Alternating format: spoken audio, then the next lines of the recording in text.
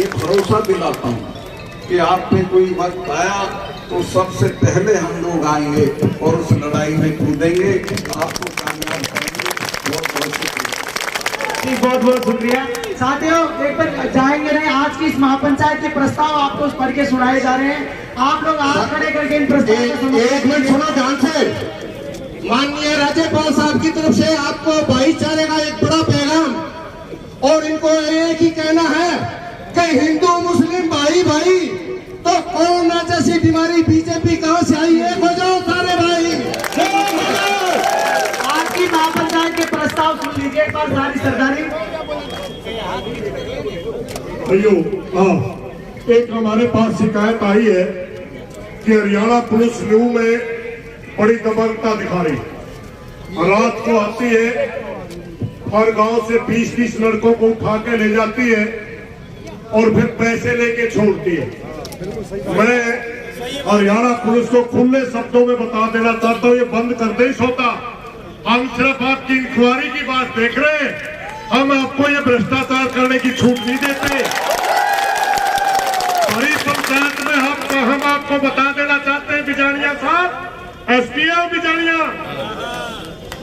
बिजानिया साहब, आप जिस परिवार में पैदा हुए हैं उन्होंने कभी अन्याय नहीं किया, आप अन्याय ना करिए, हम बर्दाश्त नहीं करेंगे। इंसाफ कीजिए, सही इंक्वायरी कीजिए। धन्यवाद। बहुत बहुत धन्यवाद। साथियों, मौलाना हनीफ जी से मैं निवेदन करूंगा कि वो धन्यवाद प्रस्ताव पढ़ने के लिए मंच पे आए। और इससे पहले आज की इस महापंचायत के जो हमने प्रस्ताव पास किए हैं, मैं मौलाना साहब जी के द्वारा स्मरण करता हूँ।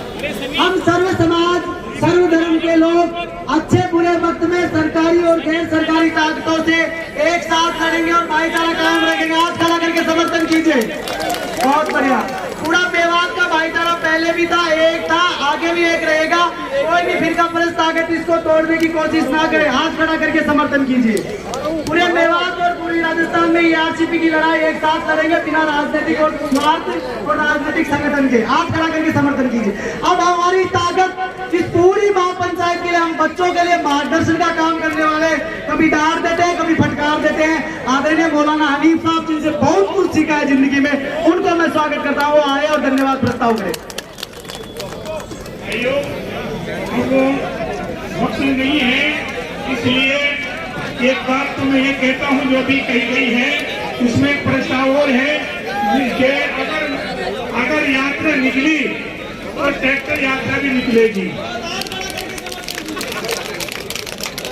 और एक बात ये है कि अगर मेवात के हिंदुओं के साथ कोई ज्यादती होगी तो हिंदू उसकी लड़ाई नहीं लड़ेंगे बल्कि मुसलमान उसकी लड़ाई लड़ेंगे।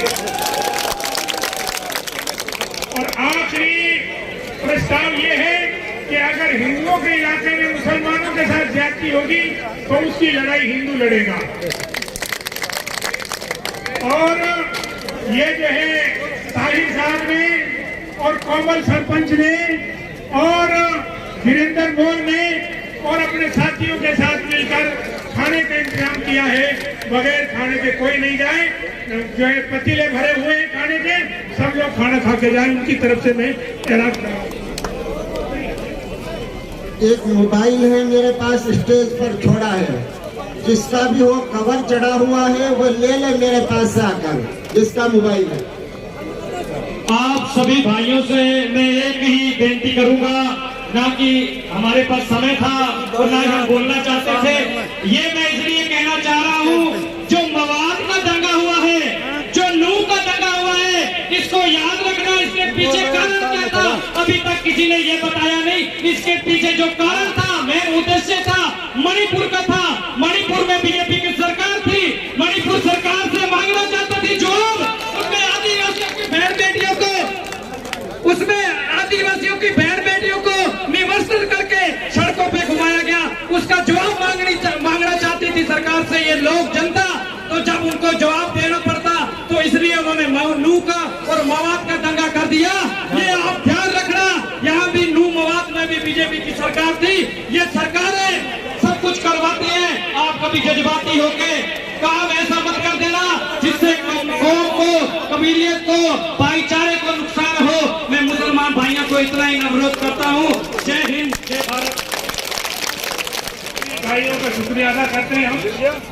जो हमारे मेहमान आए हैं, बड़े बड़े मेहमान आए हैं, उनका भी शुक्रिया अदा करते हैं। और आप लोग जो इनको सुनने के लिए आए हैं और इस दर्द में आए हैं और इस किसान भाईचारा में आए हैं, सबका हम शुक्रिया करते हैं। बहुत बहुत